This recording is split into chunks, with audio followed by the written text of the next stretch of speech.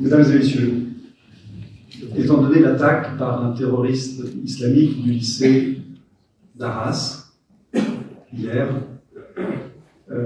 ayant provoqué la mort d'un professeur de français, Dominique Bernard, étant donné le fait qu'un autre professeur est blessé, que 2 agents du lycée ont été blessés, et que nous pensons à eux, mais que nous pensons aussi à la communauté éducative directement impactée, mais en fait à l'éducation nationale, et en fait, à vrai dire, à nous tous, mais en hommage à ce professeur décédé sous les coups de couteau de ce terroriste islamique, je vous propose, nous avons décidé, Mario et moi, de vous proposer d'observer 1 minute de silence.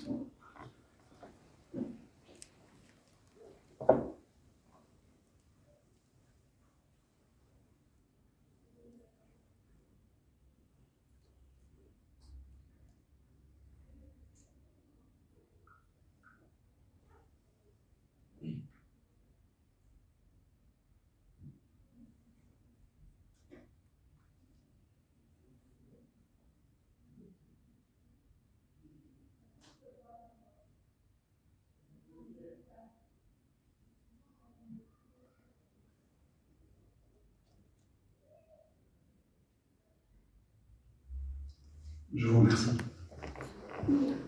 Madame la ministre, chère Agnès, Madame la sénatrice, chère Agnès, Madame la députée, chère Agnès. Ça marche à chaque fois. Monsieur le maire de Sarcelles, chère Agnès. Mesdames et messieurs les élus, mesdames et messieurs, nous accueillons cette année au Havre les universités d'automne de la LICRA dans une atmosphère lourde, pesante, endeuillée, pour beaucoup angoissante et pour certains même terrifiante.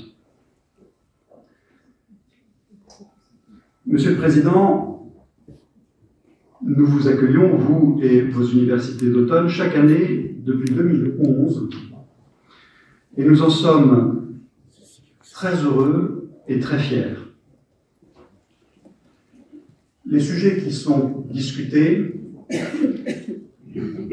dans le cadre de vos universités d'automne sont toujours des sujets sérieux, traités sérieusement, souvent complexes et ô combien importants pour la société d'aujourd'hui et peut-être plus encore pour celle de demain.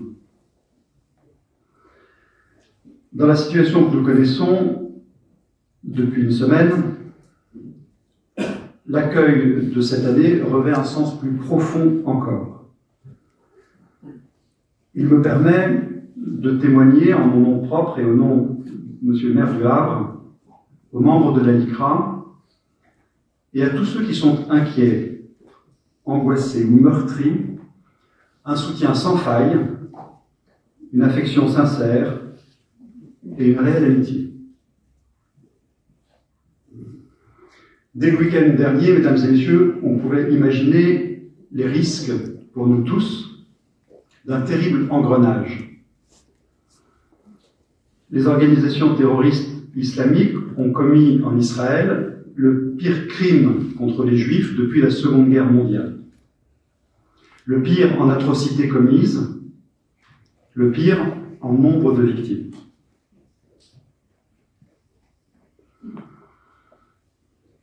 À la suite de ce crime terroriste massif, on peut craindre les représailles, et on peut penser que les représailles, elles ont déjà commencé, que les représailles de l'État d'Israël vont maintenant se dérouler. Et que la cause palestinienne va susciter de plus en plus d'émotions, ce qui est légitime, mais qu'elle va aussi être instrumentalisée pour justifier les crimes commis par les organisations terroristes.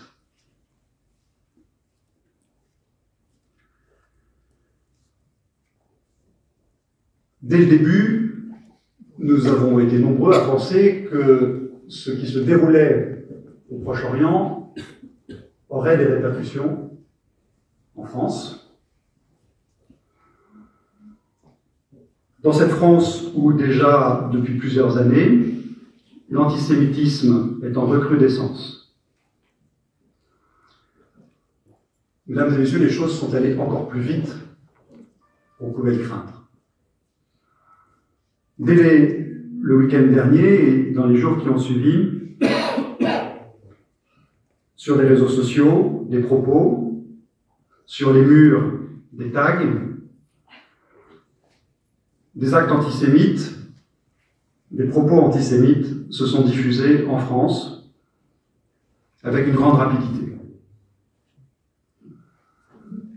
Et puis la tragédie d'hier, l'attaque terroriste d'un islamiste radicalisé dans ce lycée public d'Arras, provoquant la mort de ce professeur de français, Dominique Bernard. Un attentat qui fait écho à tous ceux qui l'ont précédé, et en particulier à celui perpétré contre Samuel Paty il y a bientôt 3 ans. La crainte que l'on peut formuler, c'est qu'on ne soit qu'au début d'une nouvelle vague d'actes et d'attentats antisémites et anti-républicains. Pour conjurer ce risque, il faut bien sûr appeler à l'unité des Français, mais avoir aussi conscience que les Français n'ont probablement jamais été autant divisés. À l'image des positions exprimées depuis plusieurs mois ou récemment à l'Assemblée nationale. Contrairement à ce que disent certains députés, surtout ceux qui occupent les bancs les plus à gauche de l'Assemblée, non, mesdames et messieurs, Israël n'est pas l'Afrique du Sud du temps de l'apartheid. Non, le Hamas n'est pas l'ANC de Nelson Mandela. Dans ses mémoires de guerre, le général de Gaulle raconte comment il est allé vers l'Orient compliqué avec des idées simples. Monsieur le Président, vous avez, vous aussi, vous avez à la LICRA des idées simples, difficiles à mettre en œuvre, mais simples à exprimer. Combattre inlassablement et avec ténacité le racisme, l'antisémitisme, les discriminations et toute forme de haine. Défendre partout le principe de la laïcité. Proclamer et défendre partout les valeurs de la République. Liberté, égalité, fraternité.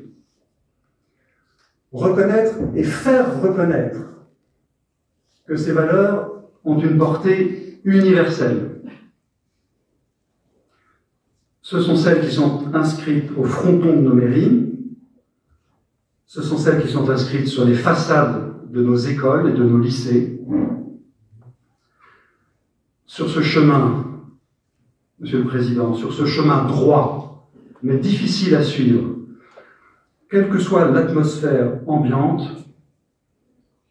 ici au Havre, nous vous précéderons parfois et nous vous accompagnerons toujours. Vive le Havre, vive la LICRA, vive la République et vive la France. Je savais ce soir, en franchissant les trottoirs et les rues qui séparent le Pasino de l'hôtel de ville, que je serais chez des amis. Je savais ce soir, cher Jean-Baptiste, chère Agnès, chère Agnès, chère Agnès, mes chers amis, cher Patrick, j'en oublie, je ne suis pas très protocolaire, je ne serai pas très protocolaire ce soir. je savais que je serais parmi les membres de notre famille. Je me suis exprimé tout à l'heure au terme de cette semaine fracassante. J'allais te tutoyer, je vais te tutoyer quand même. Tu as tenu des propos que j'aurais pu écrire. Je soupçonne même quelqu'un d'Alicrat de t'avoir appelé pour t'avoir écrit ton discours. Je ne sais pas qui, mais je trouverai. Et est-il besoin, alors que tu t'es exprimé dignement, noblement, amicalement, au nom de la République, de répéter ces propos que tu as tenus et qui sont ceux d'un militant et d'un combattant de la LICRA. Je ne le ferai pas. Je prends mien tout ce que tu as dit. Et je vais m'adresser à vous tous en vous appelant les uns et les autres à estimer, honorer, rendre toute sa dignité pour ceux qui l'auraient oublié, aux hommes et aux femmes engagés politiquement et qui ont à traverser des temps ô combien durs dans une société, je le répète, fracassée. Je veux dire mon estime, je sais reconnaître le courage, mais aussi la lâcheté de certains d'entre eux, puisqu'aussi bien les propos que tu as prononcés, j'eus aimé que, de part et d'autre, que ceux qui se considèrent dans l'arc républicain, ils aient pu être tenus. Et si sur les antennes, télé, radio ou autres, en votre nom, militants et amis de la LICRA, j'ai pu tenir des propos toujours engagés, mais d'une clarté extrême, et parfois combatifs, certains ont pu dire agressifs, c'est que, face au drame, à l'attaque terroriste, à l'islamo-gauchisme, à l'islamisme, une expression m'est venue immédiatement des tripes. Choisis ton camp, camarade. Choisis ton camp, camarade. Le temps n'est plus à l'attentisme. Le temps n'est plus à l'acceptation d'une complicité passive et silencieuse. Le temps est à l'engagement. Vous êtes tous ici désengagés. Nous sommes tous ici désengagés. C'est pour ça que je parlais de famille. Et lorsque dans nos débats cet après-midi, ce matin, je crois, je ne sais plus qui, évoquait, je crois que c'est Jean-Noël Barrot, il évoquait, au moment des émeutes, le pourcentage des appels au meurtre, des appels au calme et des propos neutres. Deux enseignements à tirer. Le premier, c'est que les appels au calme étaient bien supérieurs aux appels au meurtre ou à la casse. Et pourtant, la résonance des appels à la casse ou au meurtre s'est faite envahissante. Ça pose la question primordiale du relais de la parole, du relais de la parole publique qui s'exprime notamment sur les réseaux sociaux. Et quand je évoque le relais, j'évoque évidemment les médias, les chaînes en continu, etc. Mais il y a un deuxième point qui, moi, m'inquiète, et nous en avons parlé un peu. C'est cette masse neutre. C'est cette masse qui ne s'exprime pas. J'aime la musique classique, en fond sonore, à tout moment, j'ai su reconnaître le compositeur, voilà, c'est terminé. Et cette masse qui ne s'exprime pas, dans un temps aussi dramatique que celui que nous traversons, cette masse est aussi inquiétante, à mon sens, que celle ordurière qui envahit les ondes. Alors il faut remettre la mission politique à sa juste place. Et pour la remettre à sa juste place, il faut de la clarté.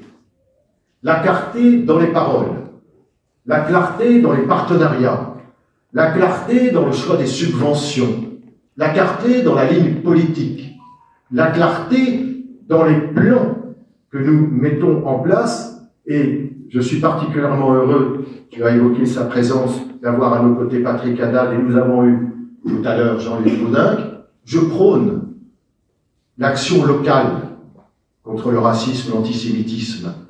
Je prône le partenariat par des plans locaux de lutte contre le racisme et l'antisémitisme, ou sur l'instigation, pas simplement le coordonnateur, l'instigation, l'inspiration du politique, celui-ci élu local réuni autour d'une table, les associations nationales, les associations locales, les citoyens bénévoles, autour de projets. Il ne s'agit pas de vivre ensemble, mais de construire ensemble, culturels, mémoriels, sportifs. Bertrand Delay, tout à l'heure, chaîne parlementaire que je remercie, cité quelqu'un qui nous est cher. J'ai retenu Laurent Bouvet. Recréons du commun. Mais recréer du commun, ce n'est pas simplement la charge ou la mission du politique. C'est aussi la mission du citoyen, dont la responsabilité dépasse sa propre satisfaction personnelle, ce repli identitaire, ce repli singulier autour de sa satisfaction immédiate. Il est temps de retrouver un sens collectif. Mais le politique, et le politique, a cette mission d'aller rechercher le citoyen, lui proposer des contrats, lui proposer des partenariats, lui proposer des actions. C'est ça, recréer du commun. Nous attendons des politiques une volonté très ferme. Mais les politiques sont en droit d'attendre des citoyens un engagement qui dépasse le simple bonheur individuel. Mais que veux-tu, toi, pour demain, pour ta famille, pour tes enfants, pour le village dans lequel tu habites? Comment considères-tu qu'une classe doit se comporter? Faut-il des fractions? Faut-il des oppositions? Un débat contradictoire? Oui. La clarté sur le blasphème, bien sûr. La liberté d'expression, bien sûr. La laïcité, on va vous expliquer. Mais pour cela, il faut vraiment recréer ce partenariat entre le citoyen et l'action politique. J'y suis fortement attaché. J'ai toujours considéré que nous n'étions pas un mouvement associatif, que nous n'étions pas un mouvement partisan, mais que nous étions un mouvement politique à la LICRA, ancré dans la vie de la République, vigilant des libertés publiques, dénonciateur sur les réseaux sociaux et par nos actions judiciaires des actes et des propos illégaux, vigilant de la parole publique quand celle-ci dérape. Je ne peux plus entendre dire qu'il n'y a pas eu d'attaque terroriste dimanche dernier. C'est indicible. Il nous faut être, j'allais dire, cette barrière éthique. Je ne parle même pas du judiciaire. Mais ça ne suffit pas à créer de nouveau du commun. Alors, si je dis, et je terminerai, je vais être assez bref, que je suis en famille ici, c'est que je sais que chacun d'entre vous, d'où que vous veniez, quoi que vous pensiez, croyant ou non croyant, inspiré par la transcendance ou pas, heureux ou malheureux, de toute condition sociale, si vous êtes ici, c'est que vous avez conscience de ce que si se vit aujourd'hui dépasse notre simple bonheur immédiat, et que, oui, pas une vague, c'est pas un mouvement, c'est un nouveau cycle. C'est un nouveau cycle qui s'est ouvert samedi et dimanche dernier. C'est un nouveau cycle où, au-delà de la communauté juive, c'est l'humanité tout entière qu'on a décapitée, l'humanité tout entière qu'on a éventrée, l'humanité tout entière qu'on a massacrée, famille et enfants. Et ça, je sais que vous êtes habités par ce sens-là. Je voulais vous dire simplement, gardez l'espoir, on n'a pas le choix. Retrouvons la joie de militer, elle nous rend plus efficaces. Il faut la retrouver, la joie de militer.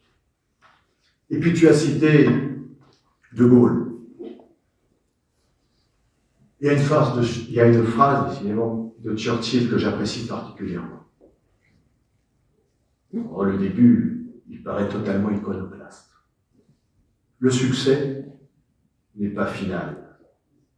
l'échec n'est pas fatal, c'est le courage de continuer qui compte. Je vous remercie.